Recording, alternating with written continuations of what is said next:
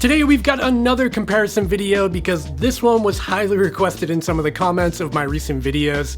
We've got the Garmin Forerunner 965, one of Garmin's highest end running specific watches, compared to the Garmin Epix Pro, which is Garmin's flagship line of watches. A little bit more expensive, but honestly, these two watches are very similar in a lot of ways, and if you look at the spec sheets on Garmin's website, it's hard to really identify the differences between these two. So in this video today, I want to try to help you make a purchasing decision if you're torn between these two watches, and to do that, I'm going to break down 10 deciding factors that are, in my opinion, the biggest differences between these two. Keep in mind, this is not going to be an overly in-depth review. We're not going to be going through each menu item one by one on both watches, because that would make this video very long and very boring. Instead, go check out my dedicated in-depth review videos for both of these watches over on my channel. In this video, we're going to try to keep things moving. Let's do that. Let's dive right into the first topic of this video, and that's going to be pricing, because there's a pretty big difference between these two watches. The Garmin Forerunner 965 comes in at $599 here in the USA, or $600, while the Garmin Epix Pro starts at $899 and goes all the way up to $1,000. However, even though the price is majorly different between these two watches, they're still very similar in a lot of ways, and you're gonna find that out as we go through this video. But right off the bat, if you have a hard budget of $600 or less, then the 965 is gonna be the way to go, where the Epix Pro might be just a little bit too expensive for you. The next topic I wanna talk about in this video is sizing. The Garmin Forerunner 965 only comes in one size, and you're looking at it here. This is 47 millimeters in diameter. The Garmin Epix Pro, on the other hand, comes in a few different sizes. The one I have here is the 51 millimeter version, which is the larger version. And if you compare the 965 to the Epix Pro 51 millimeter, you'll notice that it's considerably bigger than the 965. However, this is the largest version of the Epix Pro, and there's smaller versions available. There's a 47 millimeter version of the Epix Pro that's around the same size as the 965, and there's a 42 millimeter version of the Epix Pro, which is smaller than the 965. So if you have a smaller wrist, you may opt to get that smaller version and still get all of the awesome features of these high-end watches. Moving right along into the third deciding factor, and this is going to be another big one, is build quality. The Garmin Forerunner 965 is mainly made out of plastic. Garmin did change this compared to some other 9 series watches like the older 955, where they did include a titanium bezel around the front of the display, which is a nice touch and does add some protection to the plastic watch. However, basically the rest of the watch is entirely made out of plastic with the exception of the buttons. Those are still metal. The Garmin Epix Pro, on the other hand, is built like an absolute tank. This watch does have some plastic kind of in the middle there where the Oreo stuffing would be, but the front of the display here has a big chunky bezel around it that is titanium. The back has metal all over it, and that's also titanium. And the buttons are metal, and there's some metal accents around the perimeter here, and I suspect the Epix Pro would hold up a little bit better in a really hard impact, like off of a mountain bike or something like that. Another major difference when it comes to build quality between these two watches is going to be what kind of glass is used on the display. The Garmin Forerunner 965 uses a Gorilla Glass display. And not only is it Gorilla Glass, it's also kind of curved, and it's actually proud of the bezel a little bit. So the first point of contact when this thing lands on a hard surface is going to be the glass on the display. And that is Gorilla Glass, which is scratch resistant, but not scratch proof. If you look really closely, you may be able to see some of the scratches on the display. They're micro scratches, they're hard to see, but they are there.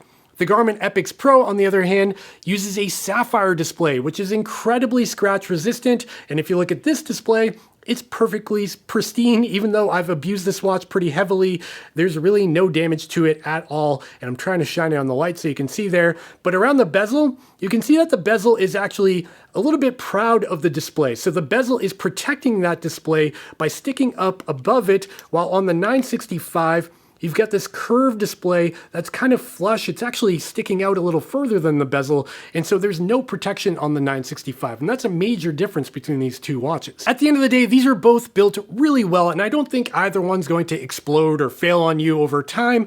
I just think that the Epix Pro will survive bigger impacts, more aggressive use, and longer term abuse than the 965. The fourth deciding factor I want to talk about here is going to be the weight of the watch. And this is going to be a weird third one because generally these are both pretty light and you can get used to either one on your wrist, but if you are sensitive to a heavier watch, the Epix Pro is a little bit heavier. The Garmin Forerunner 965 comes in at just 53 grams with the included band, which is incredibly lightweight for a watch with these capabilities. You've got onboard music and mapping and navigation and all the training tools in a tiny little device that weighs 53 grams, which is really amazing. And because of that, you kind of forget it's on your wrist in everyday wear. Now, if we look at the Epix Pro and we try to compare apples to apples here, and we use the 47mm version of the Epix Pro as an example, the 47mm version of the Epix Pro comes in at 78 grams, and that's almost the same size as the 965, but considerably heavier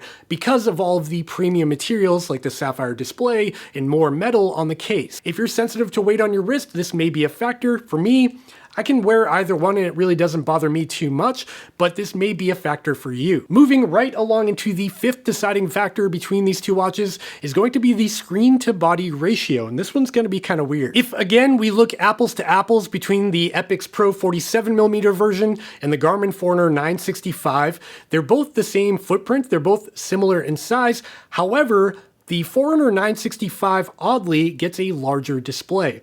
The display on the Garmin Forerunner 965 is 1.4 inches, while the display on the 47mm version of the Epix Pro is 1.3 inches. That's a 0.1 inch difference between those two watches. You might be saying to yourself, 0.1 inches, that's nothing. I wouldn't notice that. I can assure you, you would. So the 1.4 inch display on the Forerunner 965 is bigger, and it's noticeably bigger than the 1.3 inch display on the Epix Pro 47mm version. And what's really odd is that the Epix Pro 51mm version, the bigger one I have here, actually has the same size display as the Garmin Forerunner 965, despite being in a much larger case. Because the Garmin Forerunner 965 has a larger display in a smaller case, it also has a much better screen to body ratio. And what that means is the ratio between the body of the actual case of the watch and the size of the display.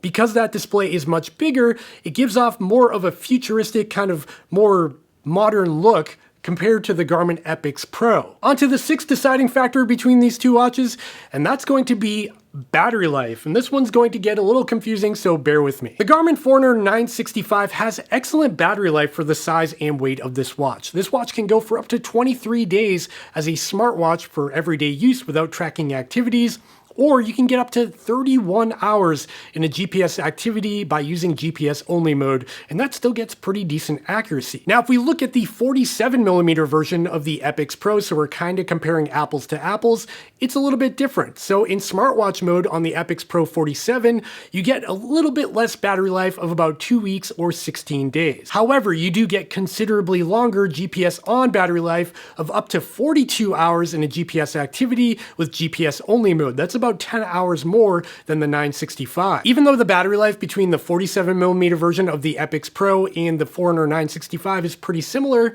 it's important to remember that there are 3 size options of the Epix Pro. So if you do decide to go for the bigger model, the 51mm version I have here, you get considerably longer battery life, really incredible battery life. Again, the battery life topic will boil down to your specific needs. If you're somebody running a 5K, half marathon, marathon distance, the Garmin Forerunner 965 is going to be perfectly adequate for you. While if you're in that ultra marathon, Ironman, multi-day adventure kind of situation, the Epix Pro may be the way to go. Moving right along into the 7th deciding factor between these two watches, and that is going to be the heart rate sensors on the back of the watches. The Forerunner 965 has Garmin's older heart rate sensor that's about a year old now, I think, while the Epix Pro has Garmin's brand new heart rate sensor that just came out a couple of months ago. The heart rate sensor on the Epix Pro has a couple of extra LEDs on the back of it, which can shine more light into your skin to try to get a more accurate representation of your heart rate. Now, at the end of the day, when it boils down to accuracy between these two watches, when it comes to heart rate from the optical sensors, I've done a whole bunch of testing, and in my experience, they're both pretty good. I will say there is another factor when it comes to heart rate accuracy, and it's the overall size and weight of the watch. And like I said, the Epix Pro is a heavier watch, and if you have a small wrist with the big 51mm form factor on there, it might wobble around a little bit or allow light to get under it, and in that situation, you'll get worse accuracy. So you gotta make sure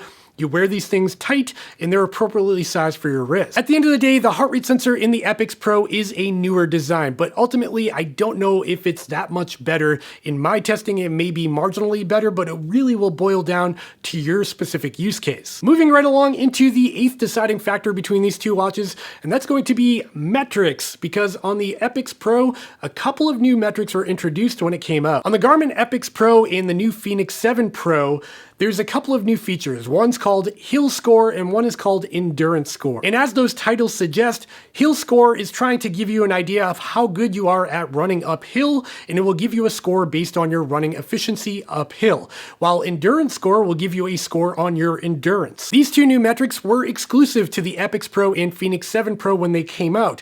However, Garmin has been rolling them out to other models recently, so I don't even know if this is a topic or not, and I suspect the 965 will get these new features very soon. But for now, it doesn't have them yet. At the time of filming this video, it doesn't have them yet, but by the time you see it, it might. Moving right along into the final topic and the final deciding factor between these two watches, and that's going to be user interface quirks. I don't know how else to title this, but there is some quirks to the user interface. So on the Garmin Forerunner 965, it's got a really beautiful user interface with a bunch of animations and graphics with gradients, and it makes things look kind of pretty and it's fun to use. Where on the Garmin Epix Pro, it's a little bit more utilitarian. There's no animations or gradients. It's kind of like, here's your data, and it's just kind of showing you the facts, which I do appreciate. They both have a different look to them, but that's not really the deciding factor here. It really comes down to navigation and mapping. So on the Garmin Epix Pro, I can scroll around my map with my finger, and if I double tap, I can actually zoom into the map. And if I hold on the map, it will allow me to select things on the map, like a destination or just get some information of the area. On the Forerunner 965, for some reason, these simple gestures just don't exist. You can't double tap, you can't click and hold to get more information. You have to do a series of button presses to get the same kind of information that you can get from the Epix Pro very quickly. There's more to it than just that. There's a lot of little like nuances between the user interfaces on the 965 and the Epix Pro that just don't make sense to me, because essentially they're like the same exact watch. So why are their menu systems different? Why are their gestures different? I don't know. If you're not a power user or somebody who uses the mapping and navigation on a regular basis, this may not be something you even notice, but I thought it was worth pointing out, so hopefully Garmin sees this and updates the firmware. I know I said at the beginning of this video that there were 10 deciding factors between these two watches, but there's one more factor I cannot go without saying, and that's going to be the flashlight on the Garmin Epix Pro. So if you're unaware, the Garmin Epix Pro and the Fenix 7 Pro, all of the models, whether it be the small one, the medium, or the big one, all come with a built-in flashlight. And all you gotta do is double tap a button on the corner here, and as you can see, I've got a flashlight built right into my watch. And when this first came out, I thought it was a gimmick and it was something I would never use, but let me tell you, ever since they launched the flashlight built into the watch, it's something I use like every day. I drop my car keys at night, I can find them. My kid drops their toy, I can find them. If I'm out on a run and my headlamp dies, that would be a real situation, but you have a backup on your wrist.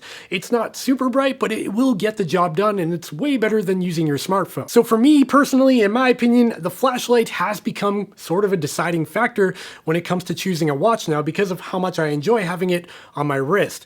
And unfortunately, the Forerunner 965 does not have the flashlight. So that's number 11, kind of a bonus for this video. Okay, now that we've gone through all of the deciding factors, I just want to quickly talk final thoughts and conclusions. So both of these watches, like I said, are incredibly capable multi-sport GPS watches. You can record your ultra marathon, your triathlon, you've got multi-sport mode on both, you've got built-in music, mapping and navigation, the Connect IQ store. Across the board, these two have a ton of similarities. When it comes to my personal opinion on which one I like more, when it comes to my subjective opinion, keep in mind, this is just my opinion, I tend to wear the Forerunner 965 a little bit more than the Epix Pro, but I'm really torn because I like both of them a lot. When it comes to the Forerunner 965, in my opinion, what I really like about it is the form factor. It's smaller and lighter, and it feels less obtrusive on your wrist. It just kind of gets out of the way. It's still kind of a big watch, but it's not something you notice there. While the Epix Pro is definitely there. It's a chunky watch. Even when you get the smaller version, it's still a pretty chunky watch. So the form factor of the Forerunner 965 wins for me. I also like the bigger display on the 965 in a smaller case.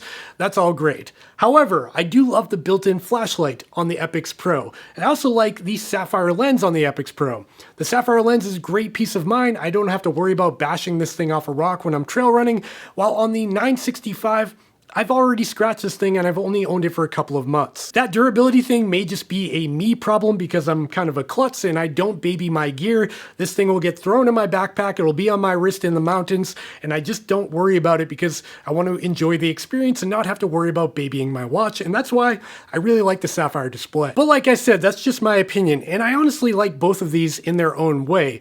And when it comes to you and your decision, that's up to you to decide. All I can do here is share my opinion and point out these 10 deciding factors, or 11 with the flashlight, and hopefully you found this video helpful. And if you did enjoy this video and found it helpful, I would really appreciate it if you went down and hit that thumbs up button and hit the subscribe button so you don't miss more videos like this in the future, because I do a lot of comparisons on this channel. With that, we have reached the end of this video. Hopefully it was helpful in some way. If you're interested in picking up any of the watches I talked about in this video, check out the links down below. Those links do help support this channel, but they cost nothing extra to you. And that's all I've got for this one. I think I'll see you next time. This was supposed to be quick. It wasn't that quick, was it? Okay, bye!